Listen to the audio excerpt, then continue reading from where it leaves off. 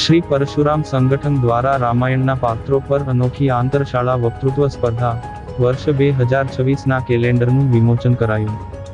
ભરૂચ જિલ્લાના શ્રી પરશુરામ સંગઠન દ્વારા BES યુનિયન હાઈસ્કૂલના સહયોગથી મહાકાવ્ય રામાયણના વિશિષ્ટ અને પ્રેરણાદાયક પાત્રો પર આધારિત આંતરશાળા વક્તૃત્વ સ્પર્ધાનું આયોજન કરવામાં આવ્યું હતું। શાળા સંકુલમાં યોજાયેલી આ અનોખી સ્પર્ધામાં વિદ્યાર્થીઓએ રામાયણના આદર્શ પાત્રોની જીવંત રજૂઆત કરી સૌના મન મોહી લીધા હતા। જૂના ભરૂચ વિસ્તારની કુલ 6 શાળાઓના 12 જેટલા વિદ્યાર્થીઓએ આ સ્પર્ધામાં ઉત્સાહભેર ભાગ લીધો હતો। આ સ્પર્ધાની ખાસિયત એ હતી કે દરેક સ્પર્ધકને રામાયણનું એક ચોક્કસ પાત્ર ફાળવવામાં આવ્યું હતું। ભગવાન શ્રીરામ, માતા સીતા અને મહાબલી હનુમાનજી સહિતના કુલ 12 પાત્રો વિશે વિદ્યાર્થીઓએ વક્તૃત્વ દ્વારા પ્રેરણાદાયી રજૂઆતો કરી હતી।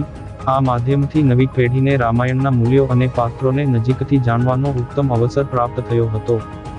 આ પ્રસંગે ઉપસ્થિત મહાનુભાવોના હસ્તે વર્ષ 2026ના નવા કેલેન્ડરનું વિમોચન પણ કરવામાં આવ્યું હતું। કાર્યક્રમમાં મુખ્ય અતિથિ તરીકે શ્રી સમસ્ત ગુજરાત બ્રહ્મ સમાજ દક્ષિણ ગુજરાતના પ્રભારી યોગેશભાઈ જોશી, શ્રી પરશુરામ ક્રેડિટ સોસાયટીના ચેરમેન શૈલેષભાઈ દવે અને શહેર પ્રમુખ હેમંત શુક્લ, શાળાના આચાર્ય વિજયસિંહ સિંધા, વલ્લવી સાહેબ, સંકલ્પ ફાઉન્ડેશનના સંજયભાઈ તલાટી, શ્રી પરશુરામ સંગઠનના સ્થાપક હરેશ પુરોહિત અને રાજકુમાર દુબે સહિતના અગ્રણીઓ હાજર રહી વિદ્યાર્થીઓને પ્રોત્સાહિત કર્યા હતા। સમગ્ર સ્પર્ધામાં નિર્ણાયક તરીકે ભદ્રેશભાઈ લીંબચિયા અને સુંદરકાંડ પ્રચારક મંડળના સંદીપભાઈ પુરાનીએ સેવા આપી હતી। કાર્યક્રમનું સુચારુ સંચાલન શાળાની શિક્ષિકા કૃષ્ણાબેન દ્વારા કરવામાં આવ્યું હતું।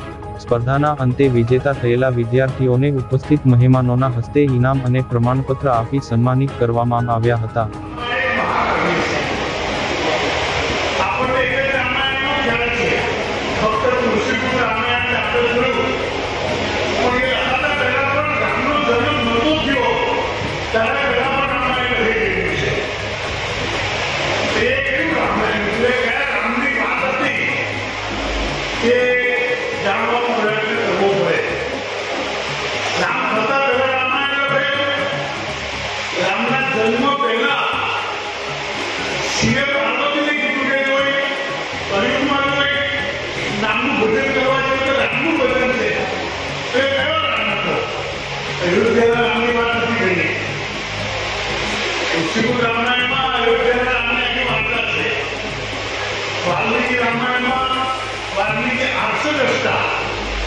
એમને પહેલેથી ખબર હતી કે રામરાજ જન્મ પછી